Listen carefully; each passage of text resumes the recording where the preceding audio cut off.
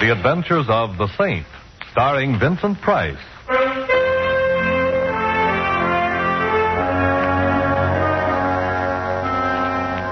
The Saint, based on characters created by Leslie Charteris and known to millions from books, magazines, and motion pictures. The Robin Hood of modern crime is now transcribed for radio, starring Hollywood's brilliant and talented actor Vincent Price as the Saint.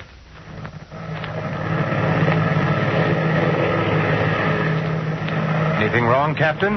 Nothing serious, Mr. Templar. Just coming down here for a check. Go on just as soon as we can. Oh, and where is here? Headstone, New Mexico. Used to be a big silver mining town, but now it's just another little town, I guess. Although I did notice there's a carnival playing over on the edge of this emergency landing strip. Well, how long are we to enjoy the hospitality of Headstone? Oh, 2 or 3 hours. Long enough to see the town, have dinner if you like.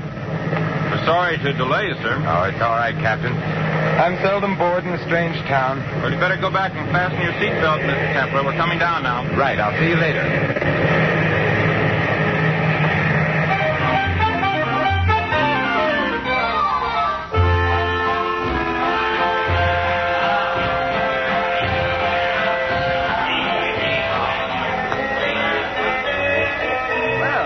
Good evening, Saint. You know me? Yet I don't seem to recall your face. Harry Kelly, and you don't recall my face because we've never met, but I've seen many pictures of you, and so I recognized you immediately. Well, that's very flattering. Tell me, Mr. Kelly, how can I get into town? You can find a cab on the other side of the carnival. Planning on staying long? Not at all. Should I? On the contrary, I was just going to suggest that I doubt if Headstone would welcome the presence of the Saint. Just a friendly remark, you understand. Oh, naturally.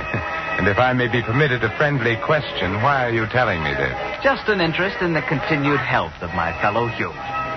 If you have any trouble in town, look me up. Anyone can tell you where to find me. Look, the big show is just about to start. See little Fatima, the girl who shakes and shivers like a bowl full of jelly. Only $1 dime, 10 cents the 10th part of $1. Hurry, hurry, hurry. Step right up Learn here. what the stars hold for you.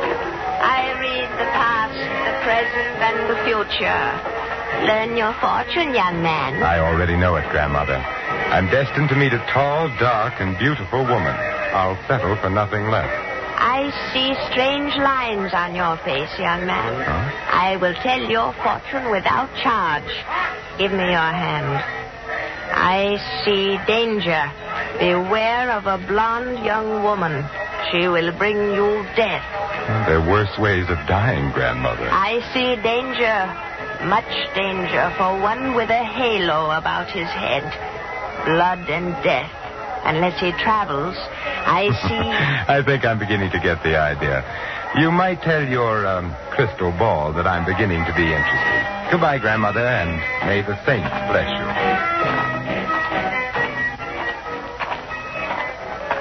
Taxi, mister? Oh, thank you.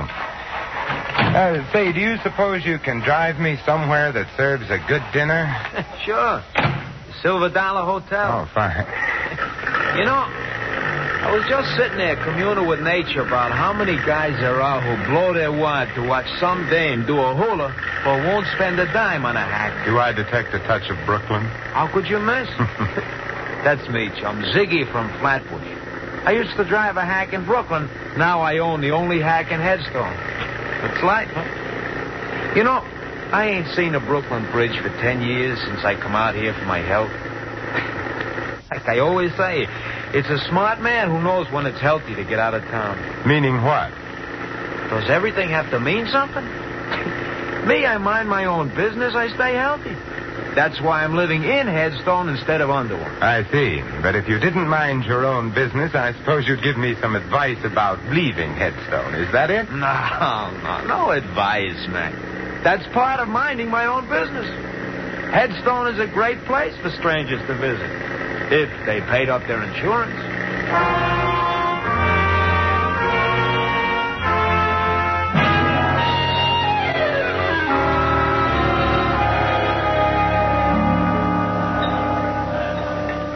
Here you are, waiter. Very nice dinner. My check, please. No, thank you. Keep the change.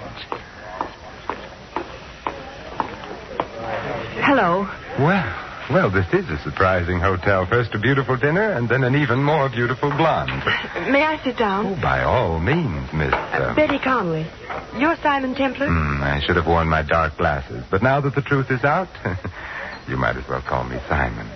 All right, Simon. Now, how did you know who I am? Now, don't tell me that you were just passing and recognized me. Why, Ziggy told me that you were here. He owns and drives the taxi here in Headstone. I know I shouldn't look a gift blonde in the hair, but why did Ziggy tell you I was in here? Well, Ziggy knows that I need help, and he thought, well, that is, since you're the saint, you might help me. Well, I have been known to help beautiful blondes on occasion. But tell me why you should need help, Betty. Someone's been trying to kill me. Oh, there should be a law against that. Are you sure? I've been shot at twice, and everybody here has been very unfriendly, except Ziggy and a man named Harry Kelly. I've noticed the unfriendliness in this town. But being unfriendly towards you is obviously an indication of insanity. Oh, please don't joke about it. I'm frightened. All right, my dear. Now tell me about it. Well, my father was known as Silver Slim Connelly. He lived here for years, but he sent me east to school when I was very young, and I didn't come back here until recently. My father died about a month ago. Oh, I'm sorry. He was broke, and all he left me was his old silver mine. He called it the Betty Mine, after me.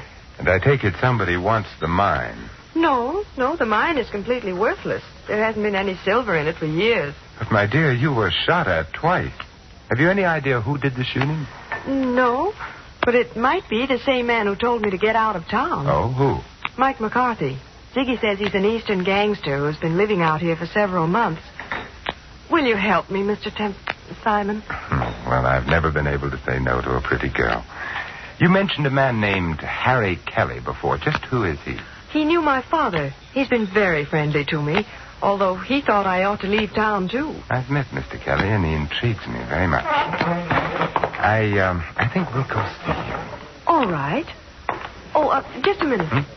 There was some red dust on your coat. Oh, thank you. Ziggy apparently doesn't get enough passengers to keep his cab dusted. Did you say Ziggy was parked outside in his chariot? Mm-hmm. He was when I came in.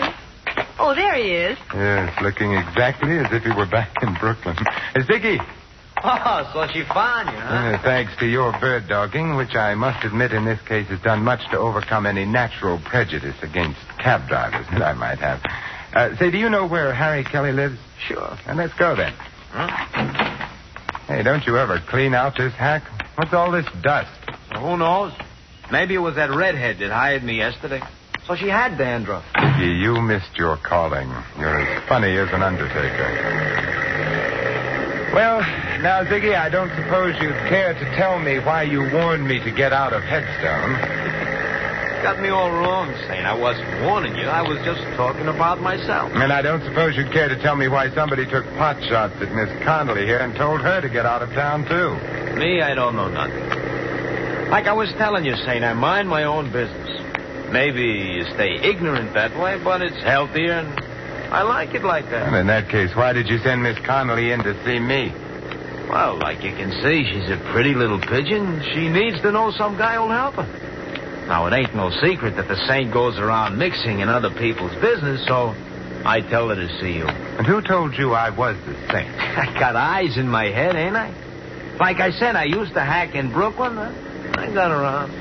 What about this Mike McCarthy? Strictly smart money, Saint. Huh? A lot of guys have crossed his path once, if you get what I mean. What about Harry Kelly? Local stuff. A nice schmo, but no more. You're doing all right for a guy that doesn't know anything. You got me wrong, pal. Ziggy, he looks people over, but he don't see nothing except one guy is tough, another guy is a schmo, and maybe another guy is too nosy. I really don't think we should try to involve Ziggy, Simon. He's been very nice as it is. Yeah, she's got something, pal. I ain't really equipped for it because the way you're headed, only a saint could feel at home.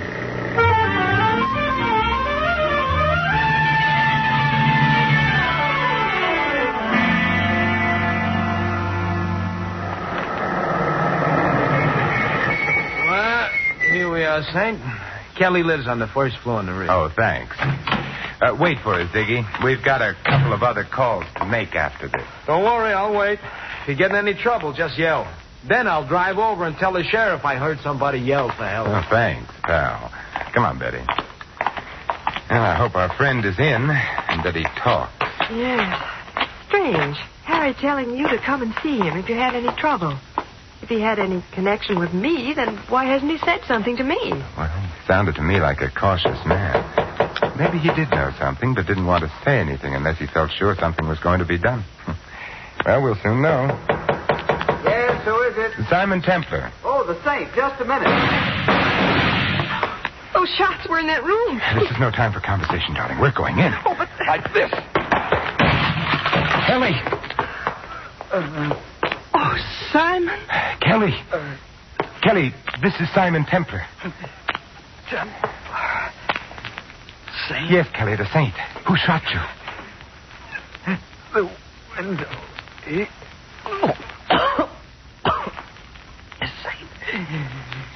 The mine. Kelly. Well, Betty, he isn't going to tell us anything now. This killer did a very thorough job. Window open.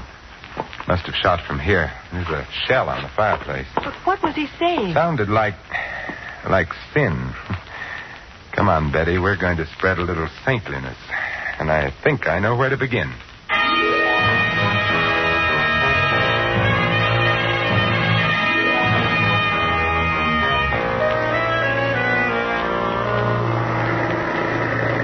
Ziggy, didn't you hear anything? Well, I noticed some noise, but like I told you... I know. You mind your own business. Are we going to the sheriff's, Simon? No, not yet. Ziggy, who's the assayer in this town? Old man Matthews. The office is closed now, but he lives right ahead there. That big white house. Okay, stop there. But, Simon... I'd like to satisfy a little curiosity about that mine of yours. I'll be right back. You stay in here, Betty.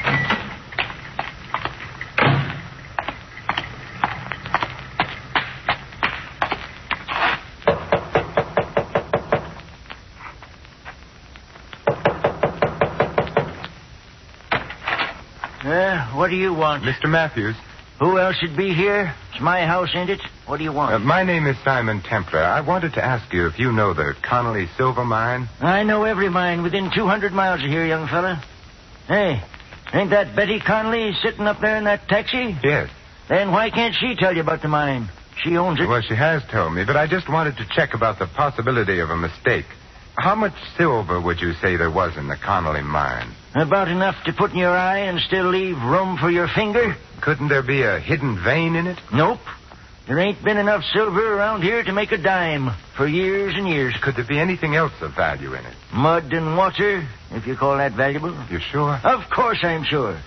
Young fella, I've been here man and boy for 70 years, and I ain't got no time to stand around answering darn fool questions. Goodbye. Well, goodbye.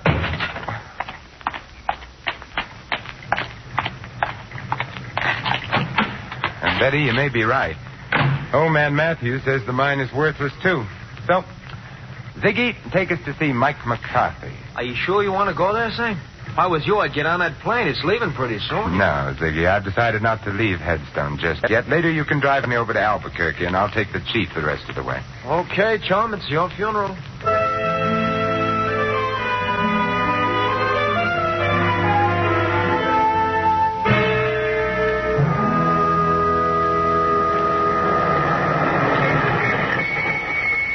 Simon, please be careful. Don't you worry, Betty. The Halo Wearers Benevolent Association would be very upset if anything happened to me. I'll be right up.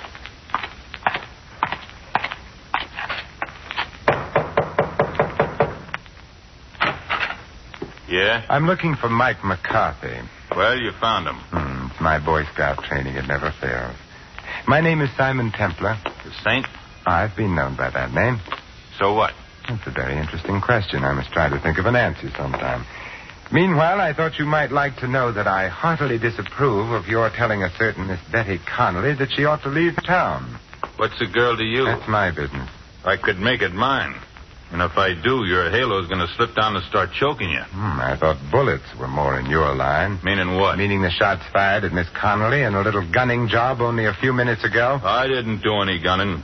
But I'm liable to if you don't beat it. You sound so sure of yourself, Michael. That's because I got more in my hand than an itching palm. That's a very pretty gun, Mike.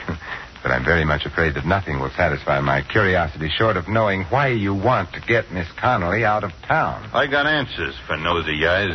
6 of them. I just stand right there. Stay away from that desk, Saint, or Don't worry, Mike. I have no interest in the desk at all, but I do have an interest in Miss Connelly. And now, Michael, I'll bid you adieu.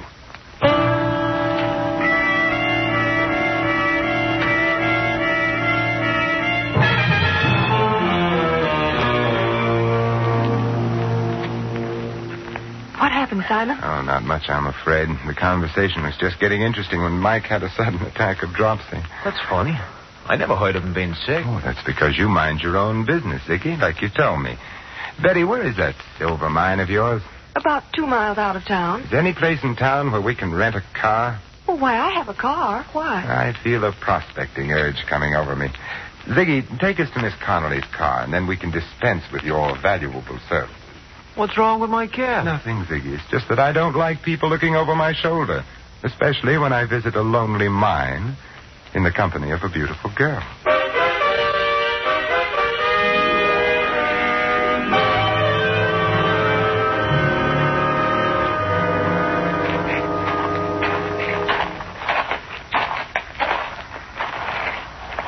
Well, here's the Betty mine, although I don't know why you want to see it. Frankly, I don't know either. But as long as I'm here, I might as well take the 40-cent tour. Certainly, sir. Right this way. This old cable car goes down into the mine. All we have to do is stand on the platform and pull the cable. It works with balanced weight. Clever, these 49ers. How far down? On the 40-cent tour, we give the exact distance. 354 feet, 6 inches. Thank you. And thank you for having electric lights in a mine that hasn't been worked for years. Oh, the mine has its own battery. See? Here's a bulb on the car. Shall we go down? What are we waiting for? Let's go. Maybe the light will go out. Just hold it like that.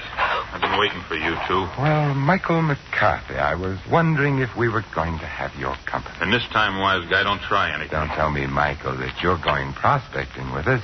I'm riding down with you, but I'm coming back alone. Start the car down, Saint, but don't try no tricks. You have a suspicious mind, Mike. Well, here we go. Call out your floors, please. Mezzanine, ladies' underwear, galoshes, and accessories. You'll be singing a different tune pretty soon, Saint. You both had your chance to leave town your way. Now you're going to leave my way. Oh, Simon, I'm sorry. Oh, don't be, Betty. This is my first ride on an open cable car. And it'll be your last. I wouldn't be too sure. Unless that cable breaks before we get to the bottom. What are you talking about? Sucker! It's a little crowded here for a 1-2, so I guess a 1.5 will have to do.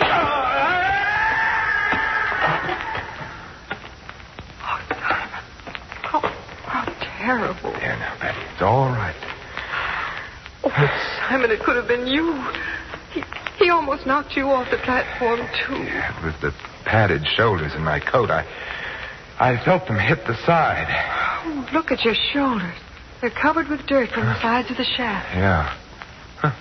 It's red dirt. Wait a minute. Well, we can go back up, Betty. Mike doesn't need our help, and I don't need anybody to answer questions anymore.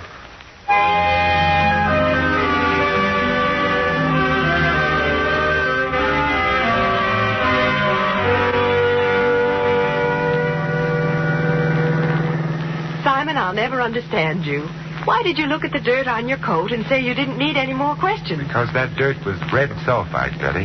And it explains why Mike was so anxious to run you out of town. Well, I don't see how. Red sulfide is used in paint, but that doesn't make it valuable. Red sulfide is also cinnabar ore, from which we get mercury, and that is pretty valuable.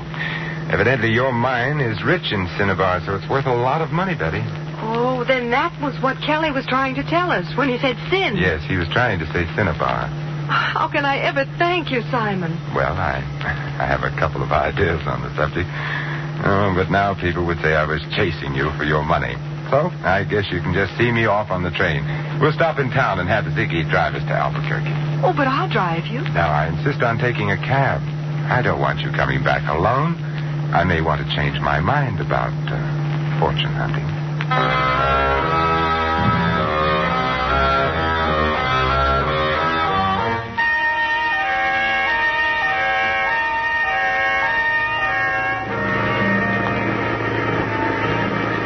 Well, like I said, Saint, I'm glad to see you leaving. This town is just funny about strangers. But hadn't you ought to take Miss Connelly with you? But she doesn't have to go now, Ziggy, and besides, she's rich. She's what? Yes, Ziggy, we found out that Dad's mine is valuable after all. You mean you found silver in it? No, mercury. Oh, the stuff they put in thermometers? That's the stuff, Ziggy. But it's used for a lot of other things, particularly in wartime, and it's worth a lot of money. Well, what do you know? So that's why Mike was trying to make you leave. Huh? That's it. Well, did you stop and tell the sheriff? We didn't have time, but I'll see him when we go back. Oh, that's pretty nice for you, ain't it, Betty? Oh, here we are. Just in time, too. The chief's in already. Very nice timing, Ziggy. Thanks, Betty, for keeping my forced visit to Headstone from being dull. Oh, Simon. Well, why don't you stay in Headstone? I won't know how to run the mine or what to do with the money or anything. You'll learn, Betty. You know what to do when you get back to town? Yes, but will the sheriff believe me? I mean, about Mike McCarthy killing Harry Kelly. I don't think he will, since Mike didn't kill Kelly. But Kelly was shot with an automatic. He ejected a shell on the fireplace, remember? But Mike McCarthy carried a revolver. You saw it. Yes, but will the sheriff... Oh, the sheriff will believe when you show him that the gun that killed Kelly is in Ziggy's pocket. What? What are you talking about? You knew about the cinnabar ore in the mine. You carried some of it away to be tested in your cab. And there was red dust in it, which you tried to explain with a corny gag. You're crazy. Harry Kelly had an idea what was going on, so you slipped around to the back while we were at the front door and killed him. All right, wise guy, you're so smart. What about Mike? Mike was working for you. But Simon, Ziggy told me that you were in town. Sure, he couldn't be sure that I wasn't here to break up his little scheme, so the smartest thing to do was to get us together so he could watch both of us. He thought I would use his cab, as I did, and it would be easy. But he slipped up when he sent Mike out to the mine ahead of us. Ziggy was the only one who knew where we were going. Okay, pal, you asked for it. This time, sweetheart. Like you said, pal, you should have followed your own advice about minding your own business. What? Well, he's all yours, Betty. The gun that killed Kelly is now on the seat beside him. All you have to do is turn the body and the gun over to the sheriff, and from there on in, he'll mind Ziggy's business for him. But, Simon... Don't worry, Betty. I'll stop back someday to make sure that Venus is in conjunction with Mercury.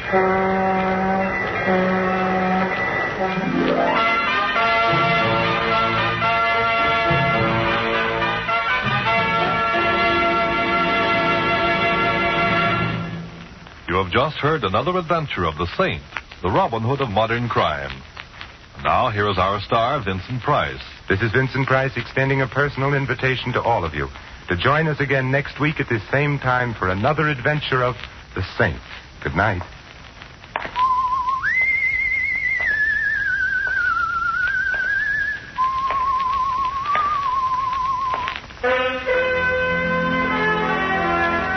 Tonight's script of The Saint was written by Michael Cramoy. Our cast included Harry Bartell, Barney Phillips, Colleen Collins, Fred Howard, and Tony Barrett. The music was composed and conducted by Harry Zimmerman.